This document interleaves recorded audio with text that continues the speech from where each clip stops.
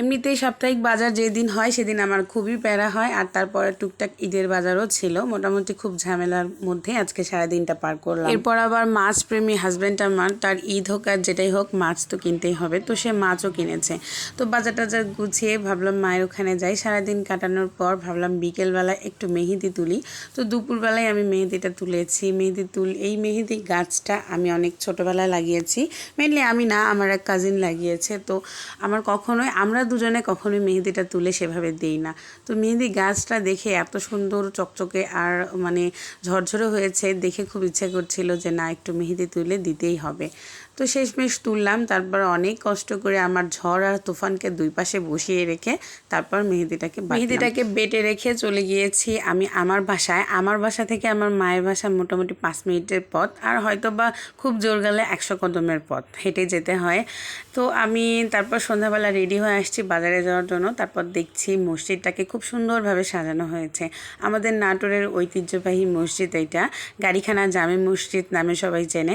তো এইটা প্রতি বছর শবে বরাতের মধ্যে খুব সুন্দরভাবে সাজানো হয় আমাদের মসজিদটা। এটা আমাদের মধ্যে একটা ট্রেডিশন আর উৎসবের একটা ব্যাপার। আসার পথে আমার ভাইয়ের ছেলে আমাকে একটা ফুল গিফট করলো। তো আমি আবার ওকে বলছি চলো আমার বাসায় চলো। আমি তো তুমি বলি না, তুই করে বলছি, আরফাত চল আমার বাসায় চল, একটু বসি গল্প করি। তো আবার মার্কেটে যাবে, খুব সুন্দরভাবে রেডি হয়েছে। আমি আবার বলছি ভিডিও করছি, ও তখন একটু মজা করছিল। যাই হোক, আমি আমার ভাতিজি সবার কাছে খুবই ফেমাস। দেন আমি আমার 2 বাচ্চাকে রেডি করেছি, আমি রেডি হয়েছি, তারপর মাকে নিয়ে চলে গিয়েছিলাম বাজারে।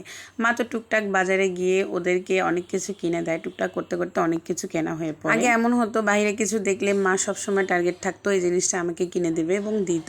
মায়ের আমি একমাত্র সন্তান, যার জন্য দেখা যায় যে মা বাবা দুজনাই খুবই শখের আমি, যার জন্য সব কিছু দেখা যায় যে আমার জন্যই ভাবতো।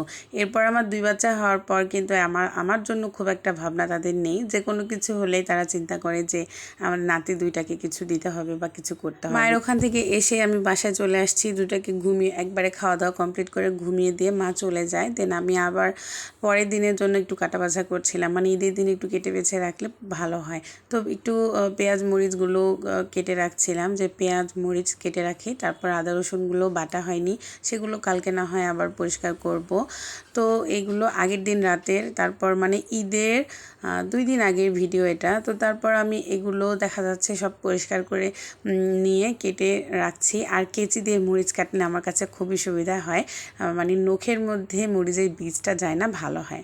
তো সে যাই হোক, তারপর আমার বাচ্চাদেরকে সিম্পল জামা কাপড় দেওয়া হয়েছে। কুরবানি ঈদে ওর বাবা ঢাকা থেকে জাস্ট 2টা করে গেঞ্জি নিয়ে এসে দিয়েছে।